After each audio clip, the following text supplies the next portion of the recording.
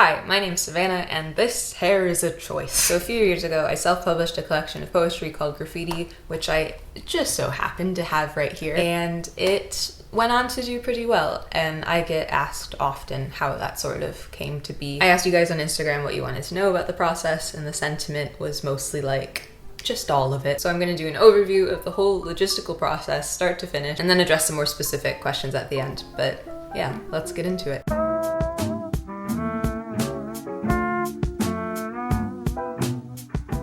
So I've been on YouTube since 2011. My God. And Graffiti came out in 2016, so at this point I already had an audience. I wanted to mention that because some of the things I'm going to say that I did might not be the wisest thing for someone without an audience to do. I think most of the things I'm going to talk about are still like relevant, and even if you have a small audience, like everything applies to you. That was one of the questions I got asked most often, if the fact that I already had an audience helped with the success of Graffiti, and the answer is resoundingly yes. And I actually have a lot of problems with this guy. We'll get there when we get there though. This is actually the second edition of Graffiti, and some of the problems I had with the first edition were resolved with this one. Hopefully I'll get across the regrets I had with this whole process so you don't make the same mistakes. So the first thing I want to say, and it feels like I shouldn't have to say it, but I do, finish your book. You must do this first. I get so many messages from people, especially young writers, who are so excited about their book and getting it published, and they want to have a book published before they're 20, and it's all very fast and exciting. And I'm like, that's great. Do you want to get an agent? Do you want to self-publish? What do you want to do? And more often than not, they have not finished the book yet. I implore you, I beg of you, don't set an arbitrary age cutoff or try and publish a book as quickly as you can. It will prove so much more valuable to you that instead of having a good book for an 18-year-old, you just have a good book. Right? Put your time and effort into making what you've written as good as it can be first before you even think about publishing. But for real, that was one of my biggest regrets about Graffiti. I felt I had rushed it, and in that same vein, I didn't get a professional editor. I had friends read it over for me and give input, and some changes were made as a result of that input, but honestly they were probably just being nice. And I think maybe there's something charming about the fact that it all feels a bit untouched. My thought process was that I wanted it to be like a direct continuation of the stuff I'd done on YouTube, and some poems from YouTube were in the book, so I didn't want those to be changed too much, but it doesn't matter. Having an editor would have improved everything about it. And throughout this I'm going to mention things that will cost you money, and getting a professional editor is one of them, but it's also the most important, I think. So if you're gonna spend money on something, have it be editing. The book is finished, it's edited, the words you've written are the best they can possibly be. You're ready for it to be a real thing. Time to enter the wonderful world of typesetting. Typesetting process is what takes just like the words in your Word document and assembles them into what looks like an actual book. For Graffiti, I did this myself through a program called Bookwright. Hi, I'm Carly Klaus, and I just created my own book. Not sponsored. It basically gives you the layout of what it'll look like printed, and then you can paste and arrange everything page by page. This is a thing that you can pay someone to do for you. If you plan to do it yourself, I caution you. Study the books you want yours to look like. Fonts are important, margins are important, the way it's arranged is important. All the text in the first edition of Graffiti is centered. Ew, what's wrong with me? You need appropriate page numbers, table of contents, front matter. That was one of the things I had to learn about. The front matter is one of the first pages in a book with all the copyright information and like legal jargon. You need that. And then it was around this stage in the process that I hired my illustrator. His name's Ed Stockham. He's an amazing artist. We already sort of casually knew each other. So I sent him, I think, a Facebook message, and I was like, hey, I've got like 25 poems. Is that how many? I'm just guessing. I have like 25 poems that need illustrations. Would you be up for it? He said yes. I really didn't have anything specific in mind. I sort of handed him over the document. And I was like, just sort of whatever doodles come into your head for each one, because I didn't want like elaborate illustrations. I really just wanted them to be sort of sketchy. He came back with a bunch of options and they were perfect. Yeah, it was really like stress-free collaboration. I paid him. Pay artist, kids. So from there I played around with the illustrations in the actual book. There wasn't a whole lot of rhyme or reason to it. Again, I looked at books that I liked the layout of. I also got an ISBN around this time. An ISBN is the numbers and the barcode on the back of every book. You'll need one. The process changes depending on what country you live in. It'll also change depending upon how you're actually self-publishing. So if you're doing it like hard mode, like the way I am doing it, then you need to get one yourself. I had to pay for mine. I think it was like £90 in the UK. But if you're publishing through like Amazon KDP, then I think they automatically provide you with one. I might be wrong. but I might be right. So that's another potential cost to think about. You're also gonna need a cover. This is another thing that unless you yourself are really good at design, you shouldn't do it yourself. Because I was already working with an illustrator, I just had Ed design the cover for me, but there are so many great cover artists online. So don't skimp out on that. I know I just threw a lot at you, so here's a breakdown of things to consider. Some of the prices are just estimates via Google, but they should be a good starting point.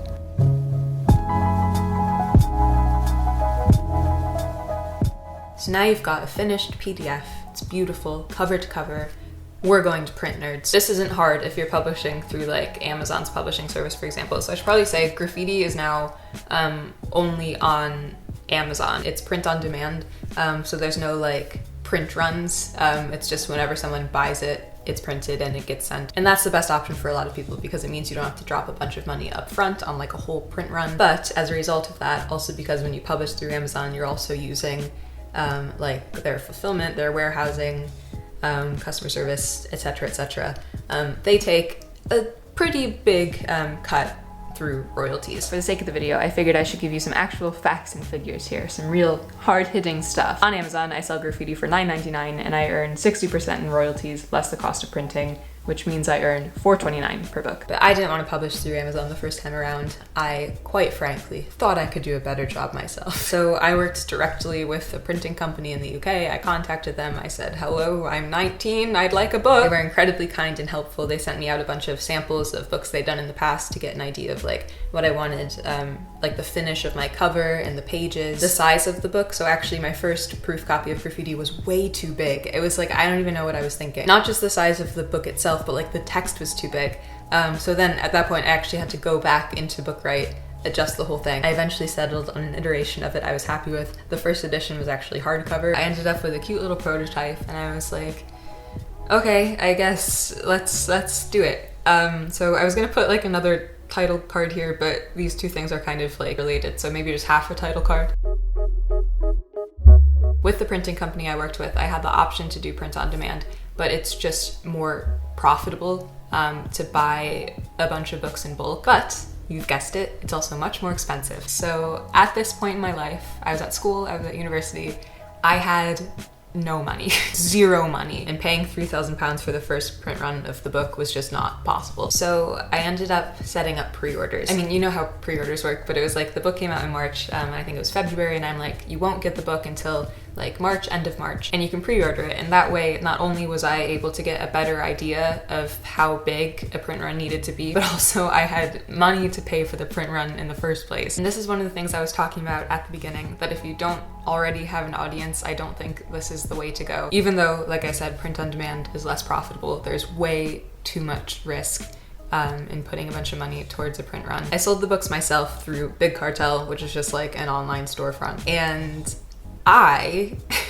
had the brilliant idea that with the pre-orders, I said, here's your pre-order incentive, I'll sign all the pre-orders. And I am so happy and thankful that this happened now. At the time, I was still happy and thankful, but it was also a lot. I think it was like in the first 2 weeks, ended up selling 2,500 books in pre-orders. You don't know what 2,500 books looks like until you see 2,500 books. So the story of this is, again, I was at uni, I was in a tiny little dorm room. I think it was like a Friday, and I get a phone call at 7 in the morning from my university's head office. There's a man on the phone who sounds very frantic and says, you have a pallet of books here for you. And I, asleep, am like, oh, all right. So I hang up and I'm sort of slowly coming to, and I'm like, I should go. So I run outside in my pajamas. There's a man in a large truck, pulls out 2 pallets of books, drops them on the curb, says, here you go, goodbye, and then leaves. And so again, there are 2,500 books. There are about 40 books in a box. 40 books is heavy. By myself, I think it took probably 2 hours to get all those books into my flat. My room, it was literally just, I had a little trail. There was one to my desk and then one out. It was craziness. So not only did I have 2,500 books, but because I was signing them and shipping them out myself, I also needed 2,500 envelopes. you don't know what 2,500 envelopes looks like. So I already had all the books, and then the envelopes come and they're bigger boxes because the envelopes are bigger, and I stack them up, and I think I had one stack that went all the way up to my ceiling. It was a fire hazard, it was bad. So then began the process of shipping them all out. Thank God I had Bert to help me. It took a month, and we were doing it every day. I would load my biggest suitcase up with as many books as I could, and the closest post office was in the town center, which was a bus ride away. So I had to take the big suitcase onto the bus, and I go to the post office. I was like, hi guys, it's me again. Craziness, and I honestly don't know how we managed it. I actually halfway through got the worst flu I think I've ever gotten. It was awful. But then I was like, I need to go. There's people waiting for their books. So one day I was totally bedridden, but then it was the next day I'm like, I have to get up. So I went to the post office and almost fainted on the bus back. Anyways, what I'm saying is distribution is definitely something to think about if you're working directly with a printing company and not just through Amazon, who will do it for you. So that's when I moved to my printers, also has a fulfillment center. So at that point, it would be every week I'd send out the list of new orders to them, and then they'd send them off for me. But even with that burden lifted, I was still selling them myself, so I still was getting the orders together, replying to emails. Sometimes people wouldn't get books. So then I made the decision to move to Amazon exclusively. And yeah, I'm happy I did that. I literally don't have to worry about it at all. It just lives up there, and if people want it, then they can get it. And yeah, as far as I'm concerned, at this point in graffiti's lifespan, I think that's the best place for it. Okay, I think that was a pretty good base level overview of everything. So now this will just be a self-publishing Q&A.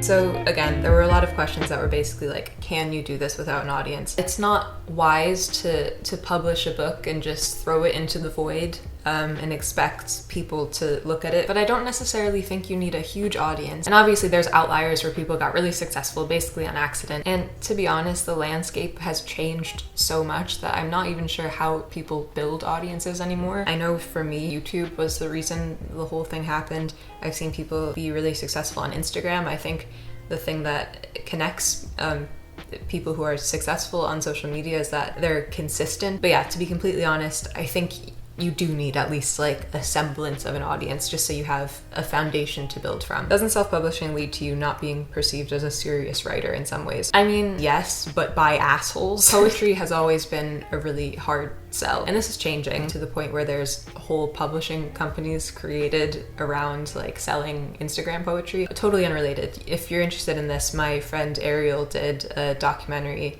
about Instagram poetry for her master's, and it's really good, so I'll link it in the description. The traditional route to publication, which is get an agent, pitch your book to publishing houses, hope one of them buys it. For poetry, that's always been less accessible. Self-published poetry has always been a thing, whether it's through actual bound books. More commonly it's zines, which is a really affordable way for sort of beginning poets to have a bound version of their work. I certainly don't perceive people who've self-published as lesser writers. I just think the industry is changing, and it's not just poetry. There's some genres of fiction where self-publishing is incredibly lucrative, as in people are making 7 figures self-publishing romance, for example. Most self-publishing sites look so dodgy and they scare me. Any you recommend? So what I just said is really all I know in terms of avenues. Yeah, maybe in the comments people can be more enlightening. You can always go the route of contacting a printer directly, who I'm sure will be happy to talk to you. Like I said, mine offered print on demand. It just wasn't something I wanted to do. So yeah, there's definitely options. I feel like we can just cut out the scary, dodgy middleman entirely. Having published and self-published now, which do you prefer? I have a novel that's traditionally published, if you don't know. The best part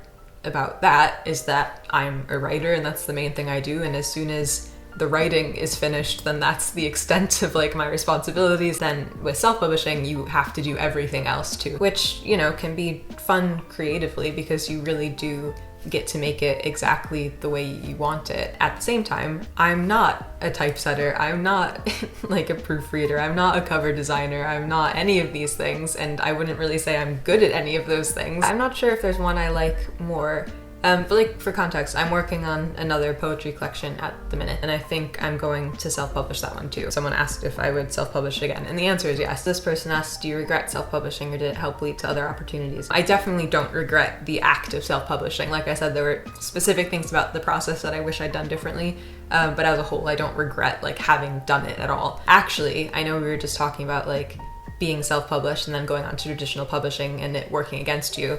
I found the opposite was true for me. Because graffiti had done so well, it actually worked in my favor when we were pitching it to publishers. But would I self-publish a novel? I don't think so, me personally. Someone asked, how did you decide to publish those poems rather than waiting to write something better? My dude, I am never completely happy with what I make. Never. So I think you have to get to a certain point where you say, I would fiddle with this for the rest of time if I could. But you can't do that because then you'll never put anything out there. After the first edition happened, and I had a little time away from it, I went back to it and I was like, oh God, I would change a lot about this. So I basically gave myself permission to do that, and that's what became the second edition of Graffiti. So I ended up actually editing most of the poems, I'd say. A lot of things about them, word choice, punctuation. There were a lot of issues with punctuation. Formatting, so I worked with Ed again and got new illustrations done. I wrote an introduction talking about all of these things, and actually the margins look a bit messed up, so I had to go in and fix that. Yeah, and I really can't go back and read this anymore for a couple of reasons. First is that I know there will be things I'll want to change again. And with the second edition, I basically told myself, this is it. This is just how graffiti is gonna live for the rest of its life. After this, I don't want to change anything anymore. So that's the first reason, and that reading it might just be a special kind of torture. But secondly, I find it kind of embarrassing, to be honest. And if you want to do this, like take writing seriously or write as a career, that's what you're signing up for. That's what this is. Especially when you're young, specifically when you're young. Even now, my brain isn't fully formed all the way yet. And the person who wrote this is so different from me in so many ways. And because the way you write is so intrinsically linked, I think anyways, to how you look at the world and how you experience the world, everything changes. Your cadence, your word choice, your subject matter, your tone. Do I think you should wait to write anything until your brain is fully formed? No, absolutely not. But just keep that in mind. I get asked so much about if I feel like this represents me now, and it doesn't. And the way I deal with that is, even though this is no longer me, it's not any less valuable, and the quality might be worse. But even then, I'm not sure that means it's any less valuable, because actually I think that's exactly why people liked this. People liked this because, well, here, let me read it back to you. These are poems about growing up, budding and grappling and shedding, about how wonderful it feels and how deeply it aches. And I think that sums it up. It's so quintessentially teenage, and that's why I don't like a lot of the things about it now, but that's also why, for other people, it really resonates with them. People cannot just see themselves in the poems, but see themselves writing the poems, you know? I think it feels really accessible. Is that the secret to success? Maybe, I don't know. I know it's like the title's kind of clickbaity and it's like how I sold 20,000 copies or whatever, when really this is more just about like self-publishing a book. So I'll try and give you some nuggets of wisdom here. Like I said, in its immediacy, it absolutely had to do with the fact that I already had an audience, right? It was my audience buying it, and that was it. 3 years later, I think people get this who don't know who I am, and it's sort of taken on a life of its own in that way. And I'm not going to sit here and say it's because it's really good. But I think for a lot of people, it captured a time and a place. Oh, I forgot to mention too, in 2016, this was a finalist in the Goodreads Choice Awards in poetry, and I think a lot of people found it that way too. When they narrowed down the finalists, I think it's only like 5 or 6 books, and I found a couple of books that way where I'm like, what was the best in poetry or whatever this year? So I think people found it through that too. And I'm incredibly lucky in so many ways. And when it comes to like a secret to success, I don't know. I really wanted this to be like for the people who watched me and my poems. And like that was it. And I had never expected that it would go on to do anything else. So much of it is luck. I think I published it right around when like the poetry boom was really happening and people were really getting into it. So you could say that was good like business sense, but really I think it was just luck. It's creating situations and putting yourself in situations where good things can happen. If you want to self-publish, then go for it. Hopefully I've given you like workable options that don't require you to like put a bunch of money in something, because I would never suggest that you do that. We're coming full circle, but back to the beginning. Write a good book. Do your best to write an amazing book. Cynically, there's lots of amazing books that don't get the recognition they deserve. But I also think as writers, that's the one part of the process that we can truly control. And I think that's why I'm not like sitting here and giving you marketing advice, because it's all stuff that sounds really great. With self-publishing, you're one person, and publishing houses have tons of people and tons of money that you just don't have when you self-publish. It's literally impossible to compete. So don't. There's lots of other resources on YouTube in terms of like how to build an audience for writers. If AuthorTube, that's a whole thing. That's a good rabbit hole to get lost in for a day, if you're looking for more information about this stuff. But yeah, I've been filming for so long, I don't even remember what I said. I hope some of this was helpful. I'm sure I missed out tons of things, so obviously you can leave questions in the comments and I'll do my best to reply and hopefully offer some insight. Again, this was all very like, this was what I did and I got lucky and it worked. So it's hard to derive from that experience like actual tips and tricks that someone else can do, because really I don't even know how I did it. It's incredibly rewarding all around. I'm not sure I'd be at the place in my career that I am right now if it wasn't for graffiti. So for that, I'm incredibly thankful to it. Even though we have our differences, I'm still pretty proud of this little guy. So yeah, I think we're gonna call it a video. Thank you guys so much for watching and I'll see you soon. Bye.